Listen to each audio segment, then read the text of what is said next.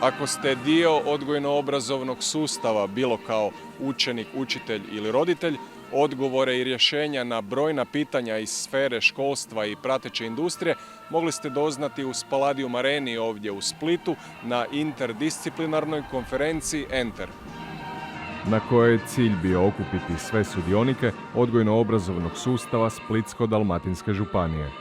Radi se o tome da smo svi na istom mjestu sa zajedničkim ciljem učiniti odgojno-obrazovni sustav propulzivnijim i spremnijim na promjene koje nas dočekuju na tržištu rada.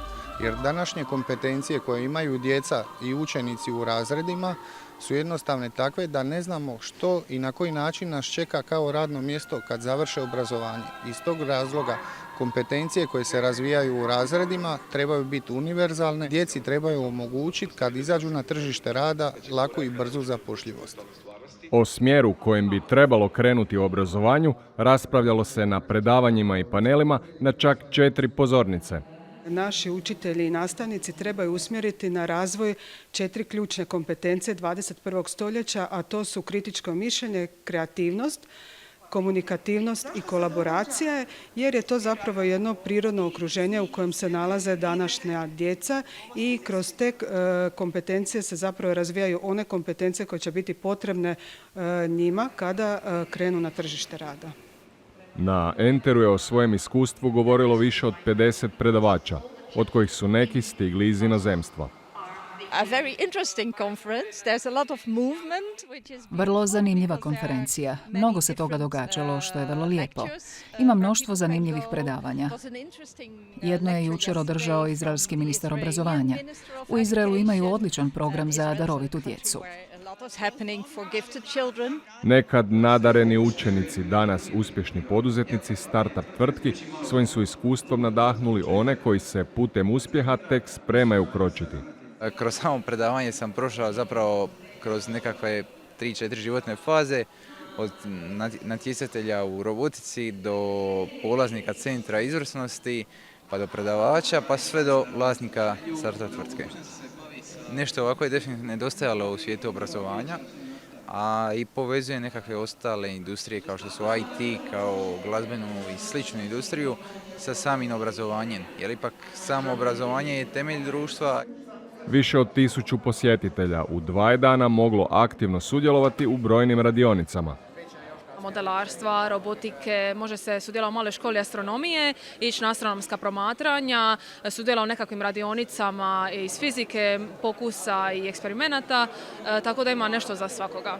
Ljubitelji brzina s FSB-a, Fakulteta elektrotehnike, strojarstva i brodogradnje predstavili su svoj uspješan projekt. Mi se konkretno bavimo izradom bolida, znači trkaće formule i trkaćeg motora. Mi na njima radimo sve, šasiju, radimo oplatu, modificiramo motor kako bi on bio što ekonomičniji, kako bi bio što jači. Upravo takve talente ovdje na Enteru pomno su procjenjivali vlasnici etabliranih tvrtki. To nam je uvijek zanimljivo, vidimo tu nekakav interes, uvijek smo zainteresirani za razne oblike i suradnje i pomoći i edukacije i svega. Danas su obrazovanje i ekologija komplementarni. Čulo se s pozornice projekta Pomorsko je dobro. Upravo smo htjeli pokazati kako naš izuzetno bitan resurs, a to je pomorsko dobro, sami obalni pojas, naše plaže i naše more, da nam je vrlo bitno, da ih moramo zaštititi za buduće generacije i upravo kroz ovaj primjer ronjenja želimo ljude ponovo emotivno vezati za naše more. Plave dubine posjetitelji su mogli razgledati virtualno ili uživo. Putem VR-a mogu zaroniti na 30 metara dubine, razgledavati potopljeni brod, a ujedno imaju priliku zaroniti uživo sa punom ronilačkom opremom, okusiti sve čari i ljepote koje ronjenje pruža. Okusiti su se mogli i specijaliteti i bezalkoholni kokteli s potpisom. Njih su za sve posjetitelje pripremali učenici turističko-ugostiteljske škole Split. Ja sam imala dosta natjecanja, ali ova konferencija, mislim, jako mi je bitna za moje zanimanje jer radim ono što volim i bitno se što bolje usavršavati u ovom poslu.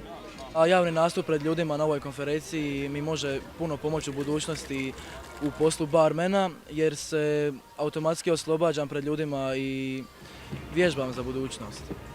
Tako je Enter ispunio zadaću i potaknuo mlade da budu uspješni. Sami trud bi trebala biti jedina varijabla koja će ih dovesti do uspjeha.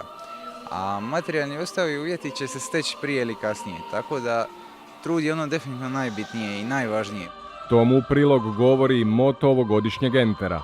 Tko hoće, nađe način, a tko neće, nađe izgovor.